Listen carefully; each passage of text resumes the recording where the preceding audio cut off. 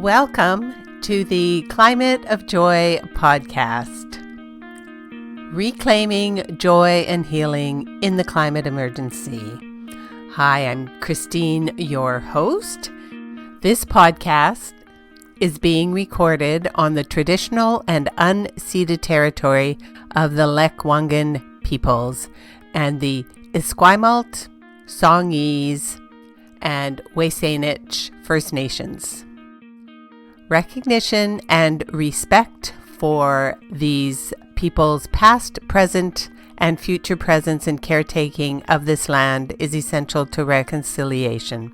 As a settler, I want to honor and thank the original peoples of this territory and also recognize that my presence here is a result of European colonization that has had devastating impacts for the original peoples of Turtle Island. Today's topic is about finding joy and healing in the midst not only of a climate emergency, but also a health emergency, because that happens to many of us, whether to us ourselves or to loved ones. And it recently happened to today's guest. Let's jump right in. So, hello to our listeners. Thank you for joining us. My guest today was my guest on the last podcast, is my good friend, energy healer, and all-round really amazing, intuitive, and gift to the world, Sandra Boatman. And here we are. We weren't expecting to record another podcast quite so soon together. But when we were chatting yesterday, we touch base once a week to check in with each other, do some energy work together and that sort of thing. It came up that you now have a date for a medical procedure that seemed far off into the future, and now it's suddenly 6 weeks away in June. And this is I'm just laying the groundwork. You can describe it better in your own words, I'm sure, but it's kind of set you in a bit of a tailspin.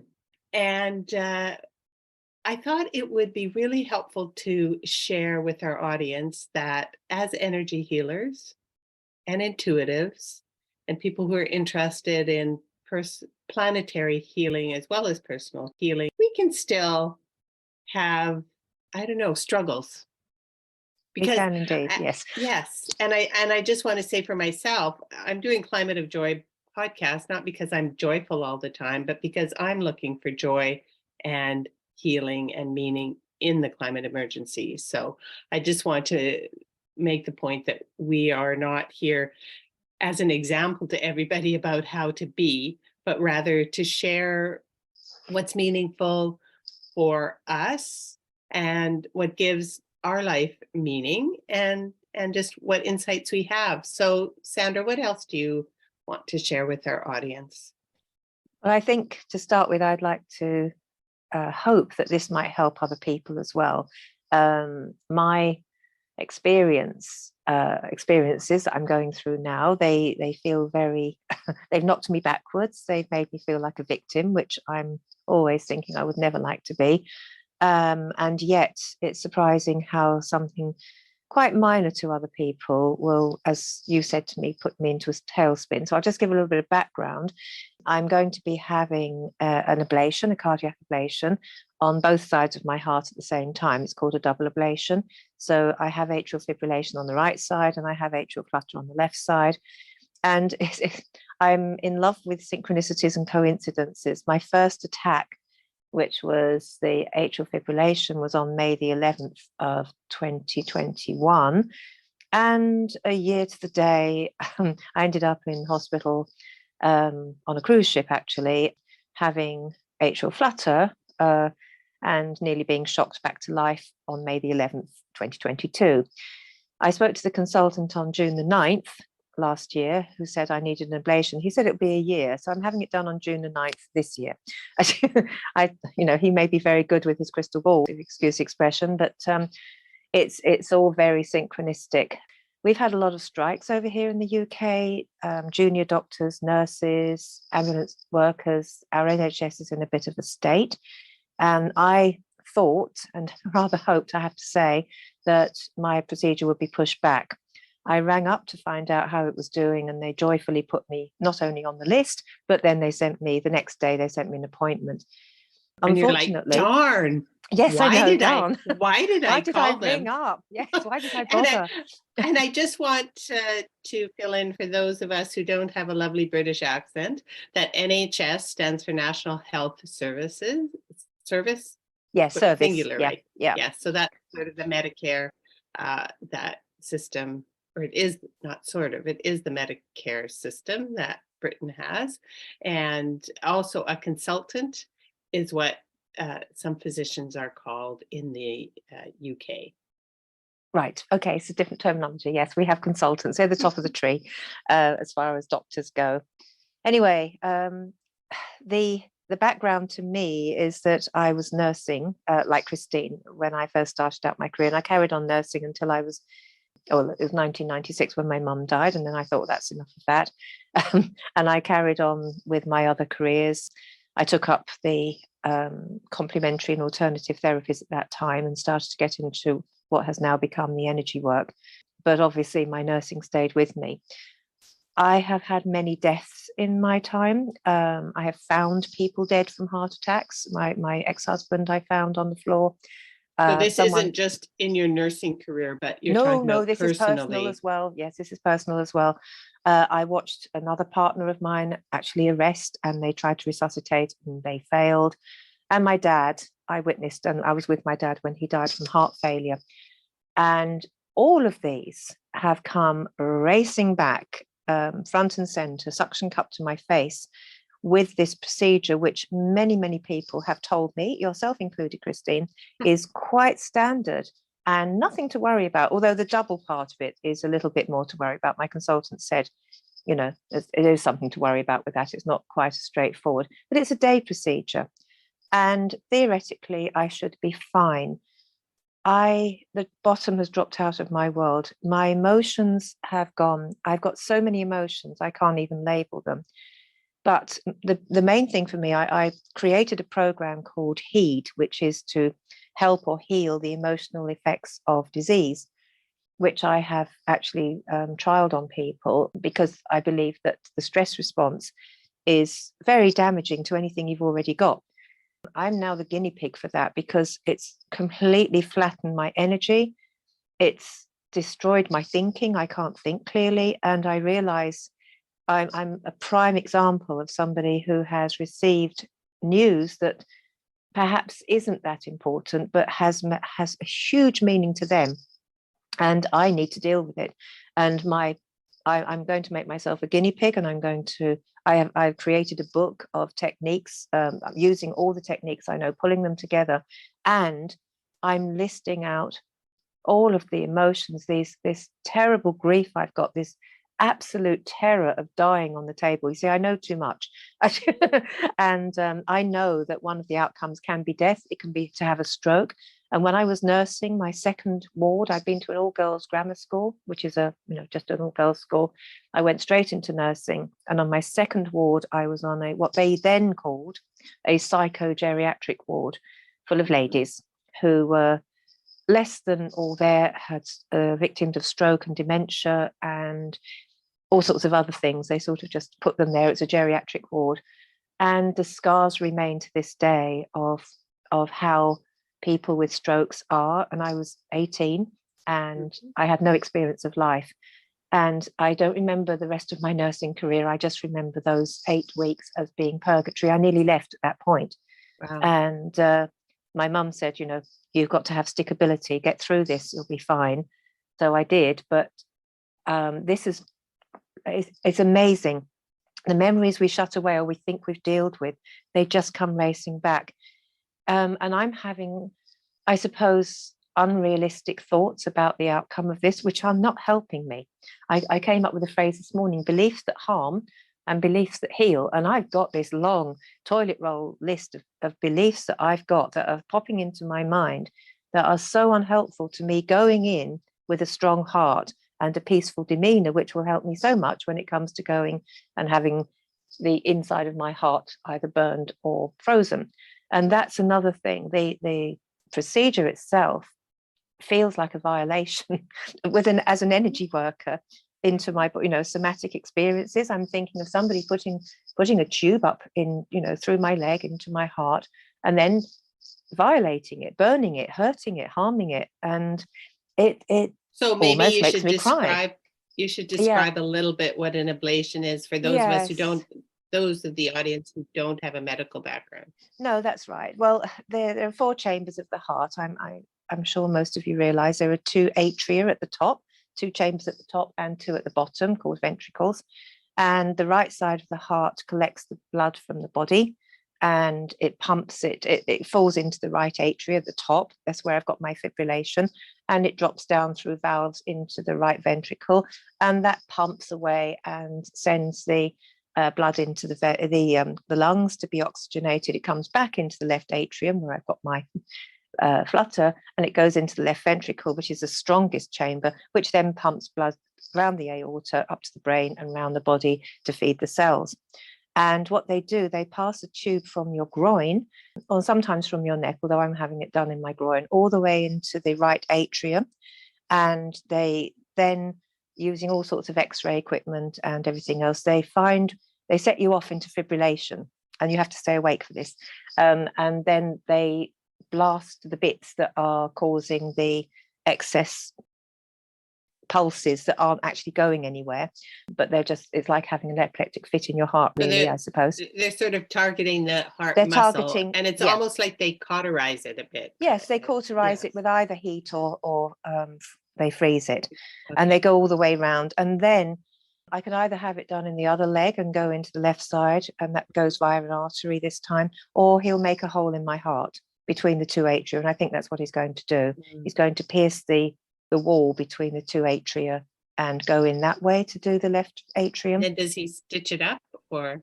Well, I sincerely hope so. Otherwise, I'll have a hole in my heart. Well, I know. I'm like, that doesn't sound good. Well, none of it. To me, it feels, and the other thing, of course, I must say that I'm just starting out on my journey to share what I believe about our Earth and how we are a microcosm of the macrocosm, and vice versa. And so all of our energy and our emotions and what we're going through is reflected in the Earth. And I was thinking to myself, I have got one heart and you're going to violate it. And I thought, we've got one Earth and we are violating it. It seems such a mirror. It's good to share.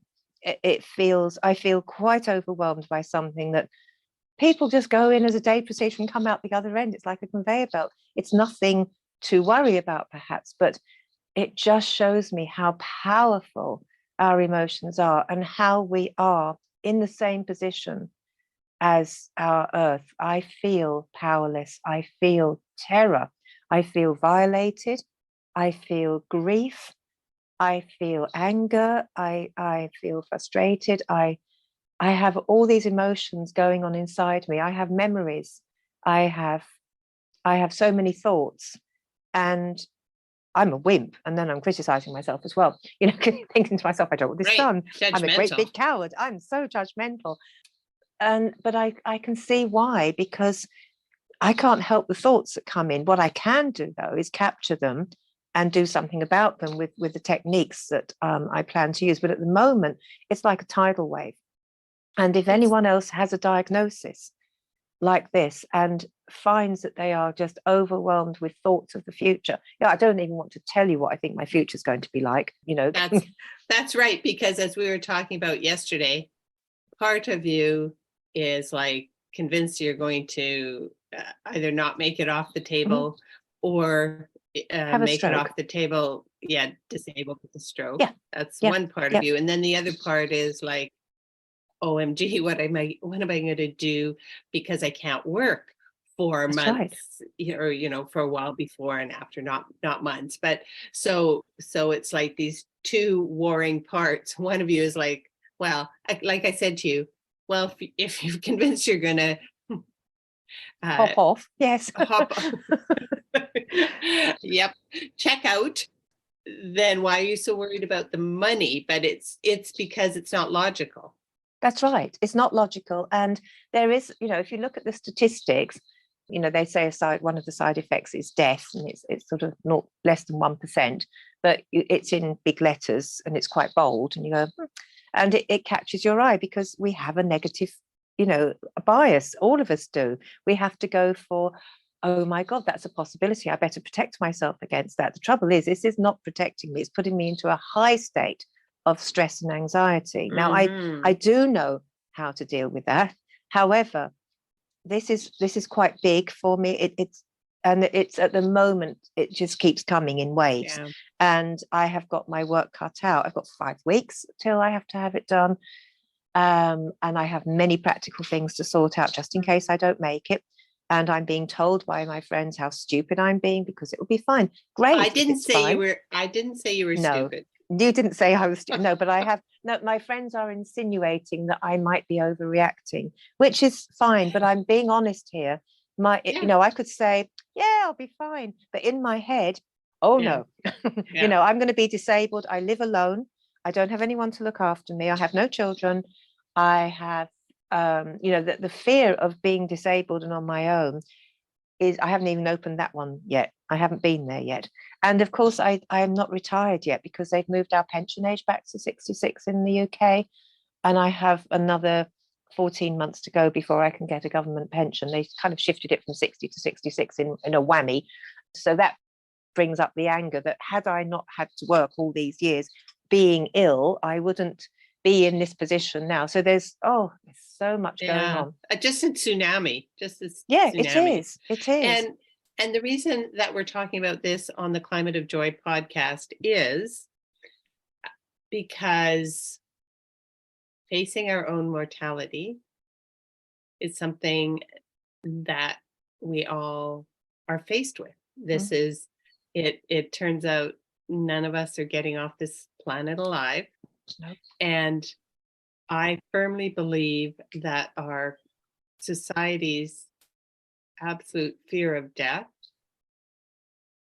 There's been a lot of other cultures through the millennia, and still indigenous cultures that don't have that fear of death. They have a very different worldview, but our culture's fear of death is part of the reason why we're in the terrible state that we're in, because we deny that we actually aren't here forever. And so we focus on things and production and competition, and we don't even think about, we don't face our own death, and we don't adopt the indigenous worldview that we're here to preserve the world for 7 generations. What our actions impact 7 generations, and we're like, no, we're just focusing on the here and now because death is too terrifying.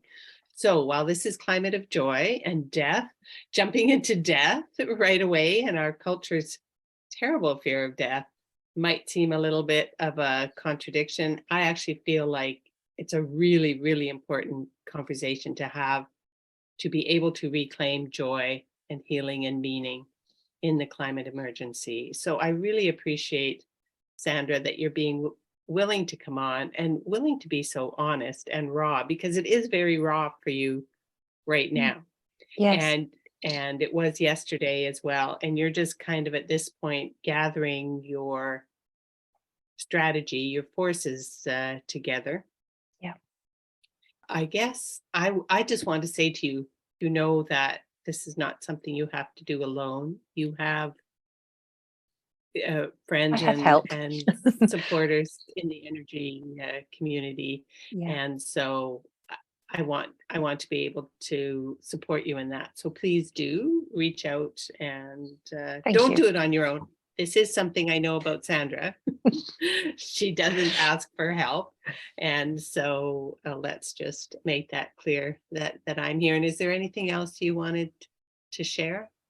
Yeah, I think it's interesting that we are made up of many parts. I do NLP, and we have part work in that, and there are many parts of us living inside, and they all have a very loud voice. Well, apparently some of the louder people have locked all the good people in a cupboard somewhere, and they're just the louder people who have fear and everything else This are is shouting. your inner crowd you're talking. This is my inner crowd. Yeah, they've locked the good stuff in the basement, but one of them crept out while the others weren't looking, and isn't afraid to die. What the other crowd are afraid of is living with a disability, living on my own, living without the money.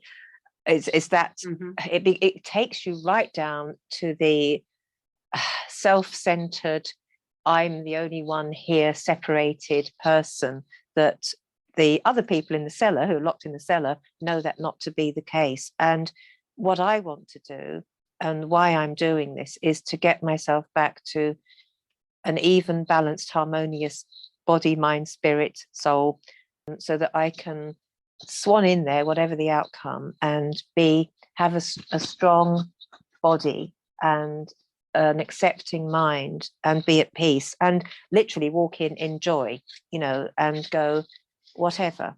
And I'm not at that place. I know I'm not at that place, but I also know from the feelings in my body that I'm not doing myself any favors at the moment. And that's why I wanted to share. If anybody else feels this way because they are living with something they're not looking forward to, it doesn't have to be a procedure that's coming up. It doesn't have to be anything like that. It can be anything that you're dreading. It doesn't do your body any good to live with it. Find a way to find the peace, so that you can move forward with grace and joy and lightness. And sometimes, honestly, it was like standing in the sea and a great big wave comes and thwacks you from behind, and then you face down and you try and get up and another one comes. Yeah. It feels consistently bad. All I keep thinking about is more things to think about. And everyone, my friends that I've spoken to, because I had to tell a lot of people what was happening, they just keep saying, oh, you'll be fine. Isn't that good news?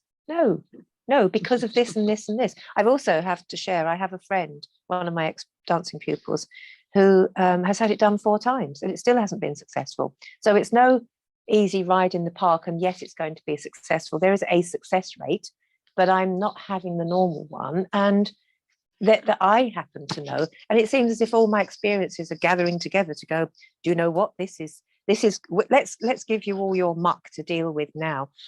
Finally, whether you believe in astrology or not, it is the middle of the eclipse season. We've had a solar eclipse. We're just coming up to a lunar eclipse on May the 5th, and we're in Mercury retrograde. It is the absolute perfect time. I didn't ask for this, to have all your shadow work dumped on you for you to sift through, sort out, and on May the 5th, dump.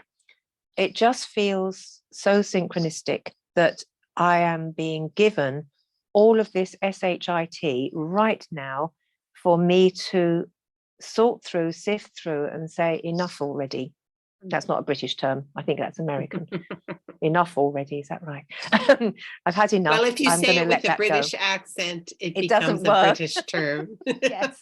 You make it yours. I make it mine. But that's so many things pulling together that make me go, okay, this is destined to be. I have to work through this now. I can no longer.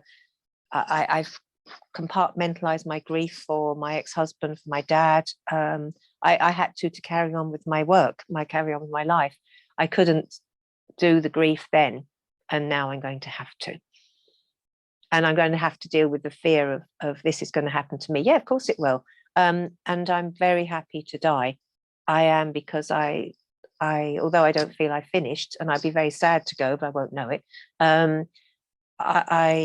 It's not that scares me. It's coming out the other side. And that's my lower parts that are, having a party. They've even got beer in, they're really having a party there.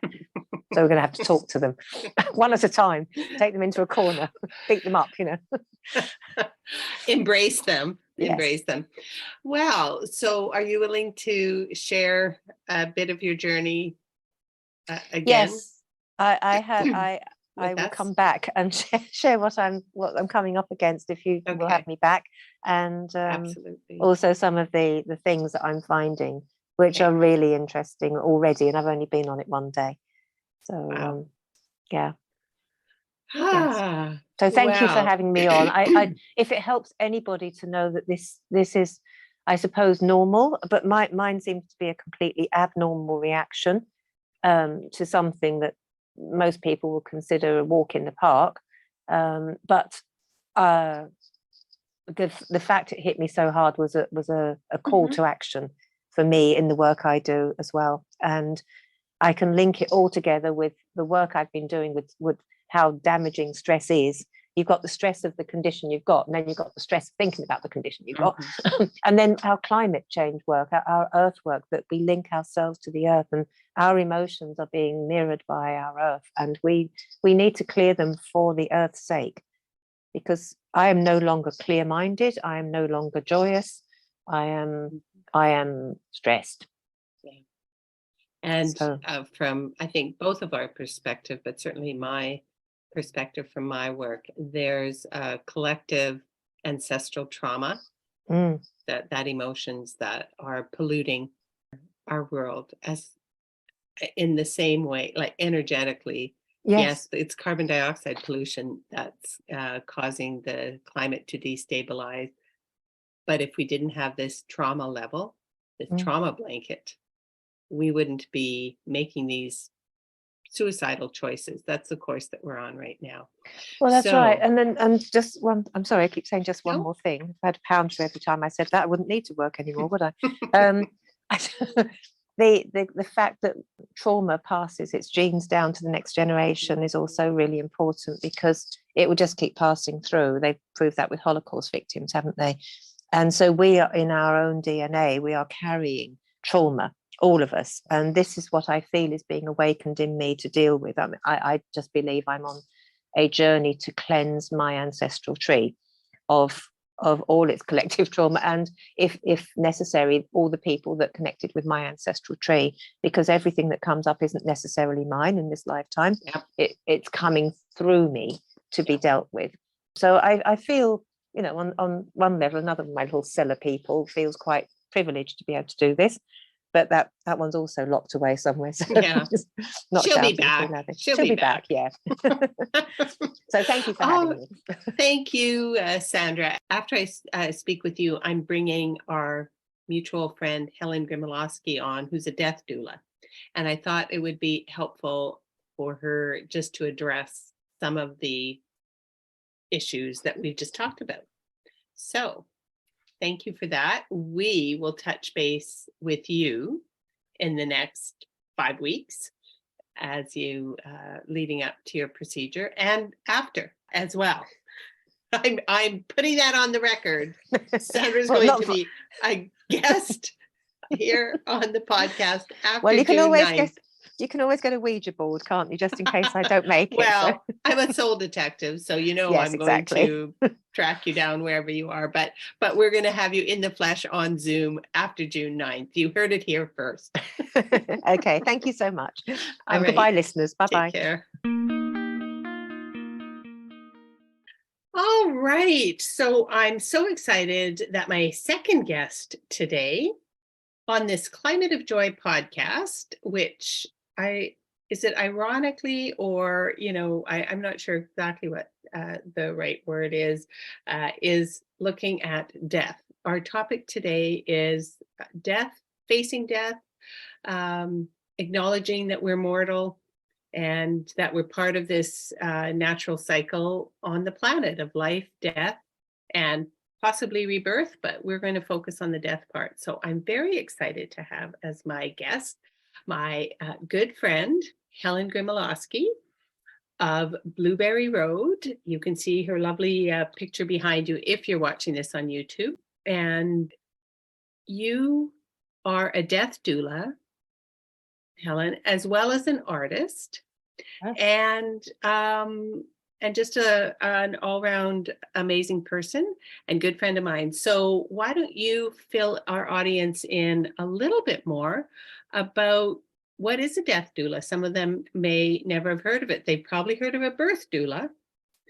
So let's see. Well, as a death doula, we support people who are facing either life-limiting illnesses or death, but we're also supporting their families, and we're not necessarily waiting till the end of life to be there to support people. The idea is that we, as a death-fearing society that we are in, we're Mhm. trying to get people to start talking about things sooner so that we live better. And Mm. people don't equate the fact that by planning ahead, we actually can relieve some stress and anxiety because we there's so many uncertainties. So we're wondering about, well, how who's going to look after things? How will I be cared for? Where will my money go? Well, how will my legacy look? What will my legacy look like? And by going through it earlier and thinking about it while we're well is so much easier than waiting until we are facing a life-limiting illness or death or an accident. Something happens immediately, like so. Then you know that everything is in place and you've got things in order. And if you're a little bit like me, I like control.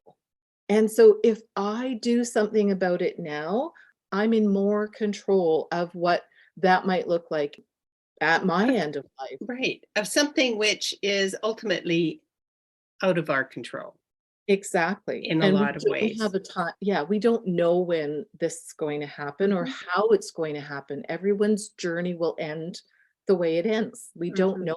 We can't predict per se for most people. But if we plan ahead, I believe we can alleviate so much stress and live happier. Like, wow, I got this figured out. I've got this in place. It's like another rock left off your shoulders, a weight lifted off that Mhm. you don't have to worry. And I found that last year when I ended up with just a really bad cold and it knocked me flat on my butt. And I was like, I thought, oh, I'm going to do all these things while I can't move. And it's like, Mhm. I didn't. To me, it was an eye opener to realize that if we wait until we are ill and struggling, there is so much that we won't be able to work on ourselves. It will be left up to someone else. And what decisions do you want left to other people to make for you? I'm really glad that you put it in that perspective because, again, the idea is number one, we're a death fearing society.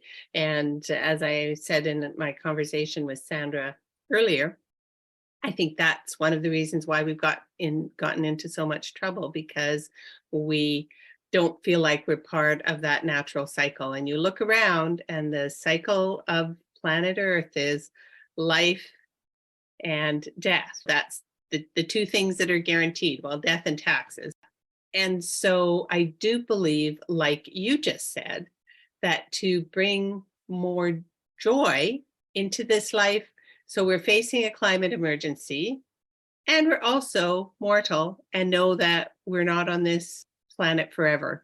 And so by kind of facing our death and the fact that we're putting the planet in peril as well, we can make more room for joy on the journey, whatever the end is. Would you say that's kind of what you'd agree with? Yeah, for sure. And the other thing is when we plan earlier and think about our values and our wishes. So if we've Mhm. got those things in our mind, then we can make decisions that are more in line with our values. So if you're someone again who's more about the planet and doing the best we can for saving the planet, what does that look like for you for your end of life? What do you Mm. want done? And what how would you like your body to be buried? Do you want Mhm. burial? Do you want cremation? And how do those all affect our planet as well? And by thinking about those things ahead of time, we can actually feel pretty good about it. It's like, well, Mm. wait, but we also have to realize that not every area accommodates those things either. But by looking Like ahead, green burials. yeah, Yeah. so there's green burials, there's some really interesting stuff out there, and it's really funny because I actually enjoy talking about this because it excites me to actually realize we have choices, and I think that's the other one that people don't think about. It's like, "Oh, well, I'm just gonna die and you can just do whatever," and it's like, "No, No, you have choices. There are things that, again, after you've passed, there are things that you have choices about. Do you want to have a coffin that is so so commercialized and has so much toxic chemicals in it and all these extra materials? We don't have to do that. If that's not your values, you can have a pine box that is just as good if that's your choice to be buried that way. Different ways of cremation. There's decomposition where you can be made into compost now. Not everywhere, but Mhm. I seriously get excited about the fact that we have choices. There are things that we can plan. And again, I like control. So it's like, okay, well, if I want it done this way, then Mhm. I need to make sure that my loved ones know, whoever's in control of my final wishes, we need them to know what we want. And And that's the it's other. Yeah, and it's helpful to have that laid out, right? It's Yeah. called different things in different jurisdictions. So I Yeah. was just sharing with Helen that after my conversation with Sandra this morning, which is the earlier part of this podcast, where she's really having an existential crisis, kind of facing death. Not that she's necessarily not going to make it through this procedure, but it's bringing up to the surface so many fears that she's not had to deal with. Then I spent almost 2 hours, my husband and I, talking about our wills and estate planning with a lawyer. And so this seems to be the theme. And there's a lot of paperwork, frankly, you'd have to admit, right? Like you need to plan ahead. I guess there's always the option to not plan ahead, but that Mhm. leaves a big burden on the family members or loved ones who are there to look after things when you're not around. And so I don't know if I want to have you back on another podcast, Helen, where we really talk in more kind of depth about what that might look like. But if people were looking for resources right now, first of all, you'd tell them how to get in touch with you and what you might offer them in this regard. And then are there any other resources that you can offer people to reach out? I mean, obviously, if you don't have a will, that's pretty important. You need to find a lawyer and get a will. And Well, what else would you say? well, and the one thing I want to say about wills is that's the other thing. I know that it's a I don't know how the right word for it. It's a deterrent. It's something that people are reluctant to Daunting. It's daunting. daunting. Well, it's daunting, but it's also the fact that the cost can be quite Mhm. a lot for some people. And Mhm. and that's sad in itself because people who feel they don't have money or a legacy to leave behind, they still have things that need to be in place. So Mhm. the cost can be a deterrent for them to get their stuff in order. And what people don't know is that there are ways to do it without necessarily involving a lawyer per se. You can find forms online. There's so much information out there. If you ever become incapacitated that you can't speak for yourself, you need someone else speaking for you, and you want to be in charge of who you choose to do that for And you. so once you choose them, you should probably let them know, Oh, or for sure. You possibly need to before. ask. Yes, you need to Yes. ask them that that is what they are willing to Right. do because And ask it's them a lot. and tell them, actually, this estate lawyer we were talking to, he said, have a conversation. Let them make sure that they know what it is that you want medically. If it's Exactly. And then again, it's like, so you have the main paperwork, but then you're going to have a side list of what you prefer. So if you want medical, medical assistance in dying. no, No, no, that's no, different. no, this, no different. This Like just so resuscitation. yeah, and whatever you want done for you or don't want done. If you don't want CPR done on you, things like that, then you need to have that listed. But again, depending on your age, and you can go back and change it. This isn't written in stone. So it's Okay. again something that people feel too, that if I've written it down, it can't be changed. And no, it can. All of Okay. your paperwork can be changed. So remember that. And it Okay. should be looked at on a regular basis. I was But those surprised ones, we hadn't pulled ours out. They're almost 10 years old. And it's like, yeah, we need to update a few things. yeah, and see, I just looked at ours and had a lawyer look at it, and he said it was fine. He said it, it would be just whatever your preferences are after that. Like your will has so much in it, and then you're going to have side papers that are going to talk about where all of your assets are and that kind of stuff. You don't necessarily have to do that part with the lawyer. Like they need to Right. know You want to have a checklist almost. yeah. And so there are advanced care plans out there. There are tons out there. So it's really just looking them up. And if you contact me, I can send a list of that. And how do people contact you? So actually my LinkTree, I can never get the other right side. I There know you go. that's always confusing. I know it messes with me all the time. So LinkTree, and it's Blueberry Road EOLD is my LinkTree End site. of life doula. Yep, I'm an end of life doula, and that's contact me and I can send you a list. And can they find you on Facebook or? Yeah, I'm on Facebook, Instagram. So look up Blueberry Road and that will get you to most of me. Perfect. Social. Okay, and do you have, sorry, go ahead. No, it's just there are so many options out there, and I've been trying to create that list too. And if you go on my website in my reflections, I think it's called, my blog is called Reflections, and there's a list of books in there as well. So I just did a blog lately that has a lot of books that are great information about any questions you have in that. And then, and again, get the conversation started any way you can. Yeah. And you can always do my campfire chat. Well, I was just going to say, and speaking of conversations, perfect segue. Talk about your fireside chats. So yes, I do something called a campfire chat. And if anybody knows or has heard of a death cafe, mine is similar, but we get on there and we just talk about life, death, and grief, and not to forget that grief is part of all of this as well. So we have grief of the planet. We have grief about trying to decide what to do at our end of life as well. We have anticipatory grief. There's so many things. And so anyway, we talk about everything on there. And this is online? Online at the last Friday of every month. And you can find me on Eventbrite under Campfire Chat and Helen Grymaloski. I think it's under Blueberry Road as well. I think it's easier to type Blueberry Road than Grymaloski. Yeah, that's true. And if you go to my LinkTree, there's a link there to the campfire chats as well. Oh, so perfect. A good start, and a good place to come have the conversation. Yeah. I so appreciate you popping in kind of at last minute notice. And I'll just a reminder that LinkTree link that's on Helen's, well, the right side when you're facing her is where to go. And of course, you can also email me at Christine@climateofjoy.com if you want to find Helen and you can't.